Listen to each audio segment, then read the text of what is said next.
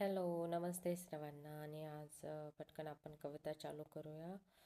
खूप दिवसांनी मी तुमच्यासाठी एक कविता घेऊन आले, थोडीशी कॉमेडी आणि सत्य परिस्थिती सांगणारी आहे. तर कोणी स्किप न करता कविता ऐकायची आहे नक्की. एवढी मेहनतीने बनवल्या माहिती आहे. तर चला सुरू करूया. देवा हे काय घडायलंय, देवा हे काय घडायलंय, पोराला म्हण नटीचं स्वप्न पडायलंय. तेव्हा हे काय घडायलंय, पोराला म्हण नटीचं स्वप्न पडायलंय. कामावर ध्यान लागना म्हणून बापाचा मार बी खायले. कामावर ध्यान लागना म्हणून बापाचा मार बी खायले. या जन्मात तर लग्न व्हावं म्हणून शिवलिंगावर बेलपत्र वाहिले.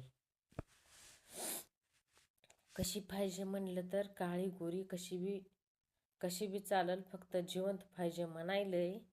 त्या स्वप्न सुंदरीसाठी दिवस रात्र खपायले. त्या स्वप्न सुंदरीसाठी दिवस रात्र खपायले. थकून भागून मग एकटं गोदडीत एकटंच झोपायले. सरकारी नोकरी लागल म्हणलं की त्याचं नशीब कुठं तर लपायलंय. त्याचं नशीब कुठं तर लपायलंय. 30शीला वलांडून मग 40शीकडे जायले. 30शीला वलांडून मग 40शीकडे जायले. देवा हे काय घडायलंय. मुलीच्या बापाच्या अपेक्षेचं वजन मुलाच्या खांद्यावर पडायलंय. आपलं काहीतरी व्हावं म्हणून पोरग दिस रात पळायलंय. काम धंदा घरचा दारचा विचार करून त्याचं टकलं बी पडायलंय. काम धंदा घरचा दारचा विचार करून मग त्याचं टक्कल बी पडायलंय. सारं मिळवलं त्यानं मग पोरग उघडाचे मन म्हणून त्याचं लग्न बी मोडायलंय. सारं मिळवलं त्यानं पोरग उघडाचे मन म्हणून मग त्याचं लग्न बी मोडायलंय. कुणाचं झालंच इकडून तिकडून तर त्याला अर्ध्या रस्त्यातच कुणी तर सोडून जायलंय.